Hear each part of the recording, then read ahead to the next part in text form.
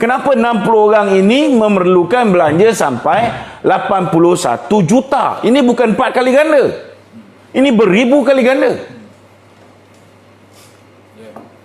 Dan orang yang diletakkan sebagai ketua pengarah oleh Azmin Ali ialah orang kanan dia sendiri, iaitu Dr. Afif Baharudin. Orang yang pernah satu ketika dahulu mengeluarkan kenyataan meminta supaya jasa dikuburkan, kerana kononnya lebih baik duit yang diberikan kepada jasa 22 juta itu disalurkan untuk hospital. Dan beliau juga pernah mengecam saya dan Tun Faisal sebagai panel pemikir, kononnya kami memakan duit rakyat kerana makan gaji. Jadi hari ini kenapa tiba-tiba beliau menghalalkan kewujudan jasa, beliau pula jadi ketua pengarah jasa, dan beliau pula diberikan peruntukan 4 kali ganda lebih tinggi, dikala strength jasa yang dulu 1,400 hanya tinggal 60 orang. Sombong amat.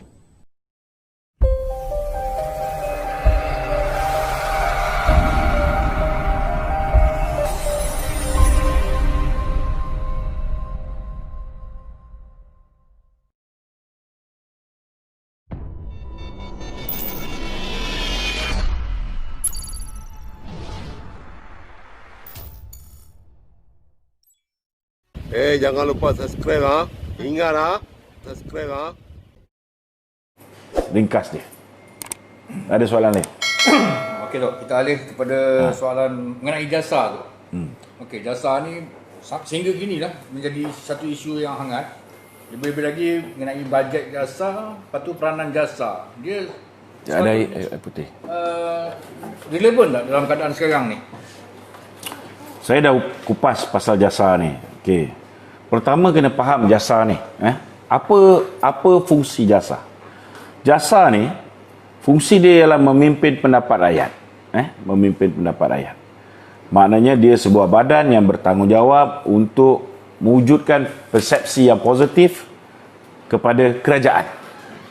Kalau dulu kita diserang dengan pelbagai sudut, media sosial, dengan surat layang, dengan pelbagai bentuk ceramah, begitu juga dengan TV show daripada Malaysia Kini dan sebagainya.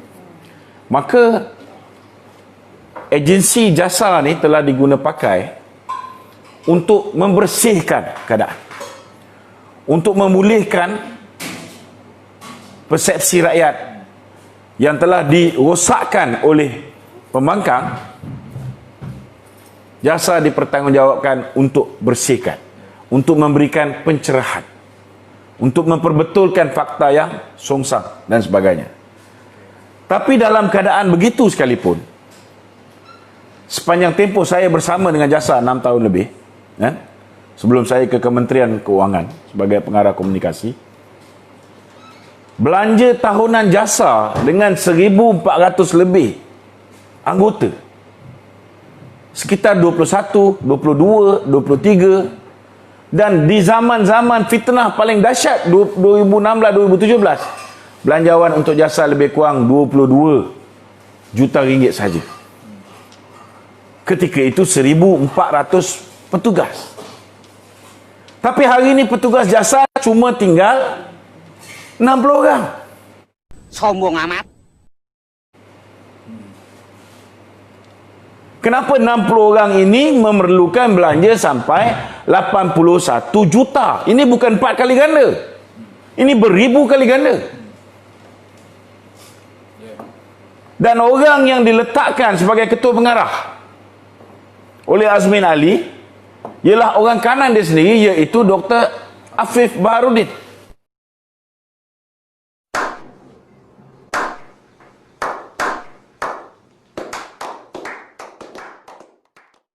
Orang yang pernah satu ketika dahulu mengeluarkan kenyataan meminta supaya jasa dikuburkan, kerana kononnya lebih baik duit yang diberikan kepada jasa 22 juta itu disalurkan untuk hospital. Dan beliau juga pernah mengecam saya dan Tun Faisal sebagai panel pemikir. Kononnya kami memakan duit rakyat kerana makan gaji. Jadi hari ini, kenapa tiba-tiba beliau menghalalkan kewujudan jasa? Beliau pula jadi ketua pengarah jasa, dan beliau pula diberikan peruntukan 4 kali ganda lebih tinggi dikala strength jasa yang dulu 1,400 hanya tinggal 60 orang. Ngopi ơi, ngopi. Ngopi. Jadi ini jelas membuktikan bahawa kerajaan Muhyiddin Yassin dan kerajaan Semburit Ali hari ini meletakkan keutamaan propaganda politik, pengukuhan kedudukan politik dia lebih penting daripada keperluan rakyat. Yang itu yang saya bantah. Saya tak bantah jasa. Tetapi kenapa diutamakan propaganda lebih daripada keperluan rakyat yang hari ini dipotong?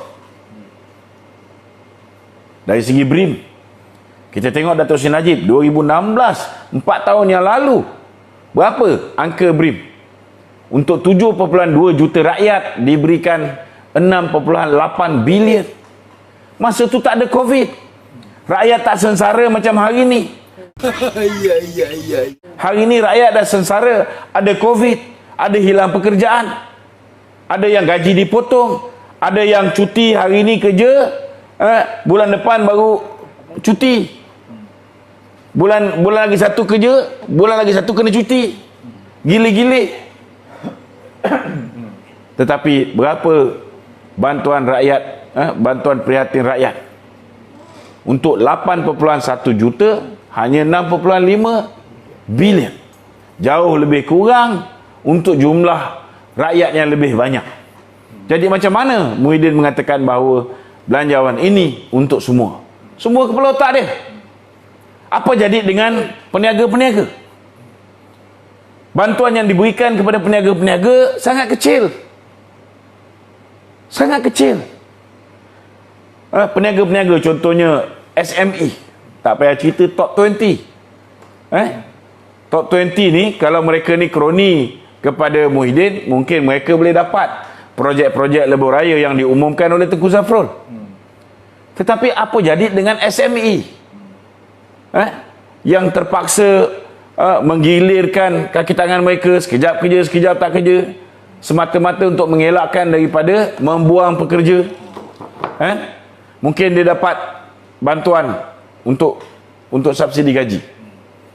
Tetapi jumlah gaji yang perlu dibayar dalam keadaan mereka ni tak boleh pergi bekerja jauh lebih tinggi.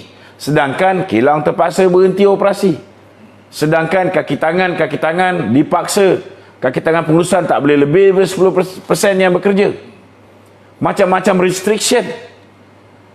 Kalau yang berurusan dengan mereka-mereka yang datang dari luar negara, hari ini pintu masuk negara ditutup. Kita dah bagi cadangan supaya cari solusi bagaimana proses kuarantin mereka-mereka yang boleh membawa masuk duit ke dalam negara ini, membawa masuk foreign direct investment, dapat dipersegerakan. Tidak ada cadangan. Kalau setakat stereotip apa yang dah dilaksanakan zaman pemerintahan Barisan Nasional, itu tak payah ajar.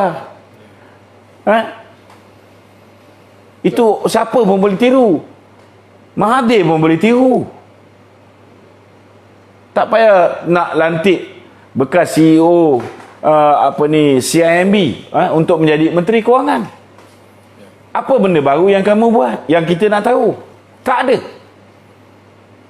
Bagaimana nak mengatasi masalah kemelesetan ekonomi? Selepas bulan 3 ni, negara kita akan jadi hancur. Parah. Apa persiapan? Tak ada. Ini yang kita pertikaikan. Sudahlah untuk ibu-ibu yang berhadapan dengan anak-anak yang bakal sekolah. Bantuan awal persekolahan ditiadakan. Bantuan-bantuan lain yang selama hari ini dinikmati oleh, contohnya pesawah padi. Ada bantuan sementara menunggu hasil tuaian. Sudah tak nampak bayang. Mungkin ada 1-2 benda berkaitan dengan nelayan, berkaitan dengan Felda, mungkin disentuh. Tetapi mereka tidak menyentuh secara menyeluruh. Kan? Mana pakej rancangan ekonomi yang lebih dinamik, yang boleh membawa kepada pertumbuhan ekonomi? Tak ada.